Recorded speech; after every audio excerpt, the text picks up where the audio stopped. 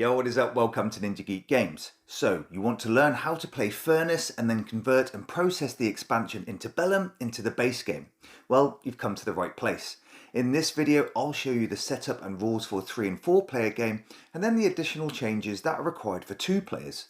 If you're familiar with the base game already, you can just skip along to the end of the video to see how the expansion is incorporated. Let's go. First, player setup. Each player receives a random startup card and all the components of one player to include 4 capital discs and a player token. Then you'll collect the required resources shown at the top of the startup card and randomly assign each player a capitalist card, and these provide you with an ongoing ability throughout the game. In this video, we'll be using the awesome game mat. Next, set the round tracker to 1 and place the shuffled company cards on the round tracker with their upgraded side face up. Place all resources, coin and upgrade tokens to ensure they're easily accessible to all players, and if you don't have the mat, make sure you leave enough room for a market area.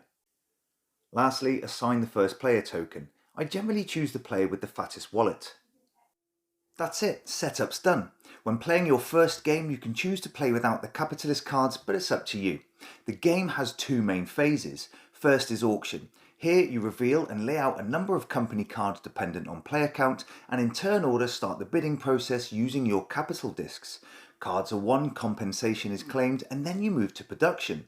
This is where you can extract resources from company cards in your play area or process them into different types, as well as sell and upgrade. At the end of the round, cards are removed from the market area and the next round begins with a new auction phase. Let's take a look. During auction, the first player reveals a number of company cards dependent on player count. 6 cards in a 2-player game, 7 for 3 players and 8 company cards with 4 players.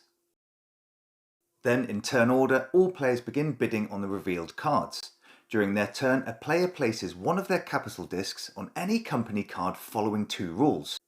There can never be 2 discs of the same colour on any one card, and there can never be 2 discs of the same value on any one card. Bidding continues clockwise with each player placing 1 disc until there are no more discs to place. Next, we look to see if any player gains compensation and or claims a company card. This is resolved 1 card at a time from left to right for each company card in the market area. If there are no discs on a card, then it's discarded and you move on to the next. If there are 1 or more capital discs on a card, the player with the highest value disc wins that card. But before that, all players with a lower value disc can claim compensation. Here they get the reward shown at the top of the card. This can be an extraction, in which case it will just show the number of resources that player can take into their play area. Compensation can also show a processing action which is marked by an arrow. Here the player can convert the number of their own resources shown on the left side of the arrow to the resource or token shown on the right. Not only that, each player can do this a number of times equal to the value of their disc. So here, as the yellow player won the bid, they cannot claim a compensation action, but the orange player gets these resources 3 times and the white player twice. On this card, the yellow player gets to convert 1 steel to 4 coal, but can do this up to 2 times, as long as they have the required resources in their play area. This compensation is carried out in card order for each player that placed a bid but did not win. What's more, any resources gained from one card can be used in a processing action on a later card. After compensation on a card has been claimed, the player with the winning bid gets to take the company card and place it in their play area. Once all cards in the market area have been resolved, you now move on to the production phase. During production, all players carry out basic actions shown on the company cards in their play area. These are the coloured effects shown on the bottom half of the card. These effects and actions are again extraction and processing. If the company card shows 1 or more resources, you gain that many into your play area. To do this, a player selects a card, then resolves 1 or more of the effects. Once complete, it's good practice to tap the card before moving on to the next to remind yourself it's been activated. If the action shows the processing arrow, you can then convert the resources from your play area into the specified type. Again, these may show a different resource as well as upgrade tokens and may also show a coin value. As the game continues, you'll end up with more and more company cards in your play area, and you can activate as many as you want in any order you choose. But once you resolve effects of one card and moved on to another, you cannot go back to the previous card. With compensation, you carried out the action a number of times equal to the value of the disk placed. In production, some processing actions may show a multiplier symbol, and this means you are able to carry out the transaction up to the number of times shown. So here, you can carry out this action twice. As you can activate the cards in your play area in any order, this means you can gain resources from one card and then use those to process them into another type on another card. Each player starts the game with a startup card.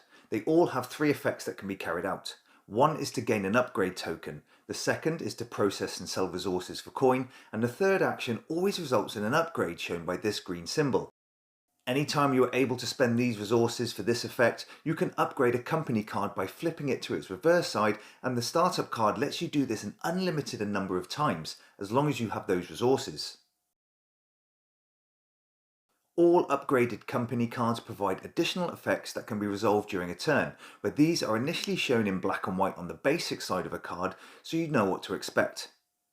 If you upgrade an unused card during a round, you can activate all effects of the upgraded side when you choose to activate it. However, if the company card has already been used in that round prior to being upgraded, then you cannot use the additional effects until the next round. When you're familiar with the game, all players can carry out the production phase at the same time. Once production is finished, players can untap their company cards, ready to be used in the next round, where the round marker is shifted down the track and the first player token moves clockwise. The next round begins with an auction, where company cards are revealed and bid on, followed by compensation and winning cards, and then the production phase. The game continues until 4 rounds have been played, where the player with the most money wins. If it's a tie, the player with the most company card wins, and if it's still tied, the player with the most resources. In a 2-player game, players assign components of a third colour to an agent, which is a dummy player. During auction, after the second player has bid, you roll a d6 and place the agent's lowest value disc on the company card in the column matching the die value, 1 to 6. If the agent already has a disc on the card or there is another player's disc present of the same value, then select the rightmost card until the disc can be placed, looping back to position 1 if needed. The players in the game will still get compensated if the agent wins the card, but the agent never receives resources, and if it wins a company, you just discard it after compensation. As a variant, you can choose to play with a production chain. Here, when you gain a company card, you place it in a row in your play area. But during production, you must activate your company cards from left to right. Anytime you gain more cards, you can place them anywhere in the row, but must still follow these activation rules. Interbellum adds some new modules, a 5th player, additional components, and a solo mode. The new capitalist cards can just be shuffled with those from the base game, but first swap out this base game capitalist card with that from Interbellum. Each player also receives one of the new variable capital discs of their colour, as well as 1 coal resource in addition to their starting resources. When assigning components in a 5-player game, the player going last in the first round is assigned 2 capitalist cards and 2 setup cards and gets to choose one of each.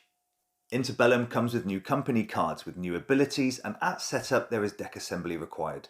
Firstly, all cards from Interbellum expansion have a different icon in the corner, so they are easily identifiable from those of the base game.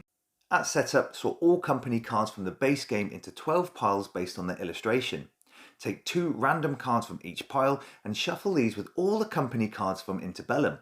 Remove all remaining company cards from the game. Shuffle all manager tokens and place them face down at the end of the company card market area. Then place a number of business school cards dependent on player count so that they form a permanent addition to the end of the market row. Add 2 business school cards in a 2 or 3 player game and 3 cards in a 4 and 5 player game. During the auction phase, you lay out a number of company cards as per the base game, but in a 5-player game reveal 9. Remember, the business school cards form a permanent addition to the end of this row. Then, 1 manager token is placed on each business school card present. Auction and bidding remains largely the same, but there are 2 differences. First, players can now bid on business school cards in an attempt to win a token. If they win the bid, they claim the token into their play area. However, during compensation, players get to choose which of the effects they want to take for every action available. Therefore, if they were compensated twice, they can carry out 1 action twice or 1 of each. Each player now has access to a variable capital disc, which acts as a possible 5th bid. Players can elect to spend a number of coal from their play area to increase the value of the disc matching the number of coal spent, and this follows normal rules for bidding in placement.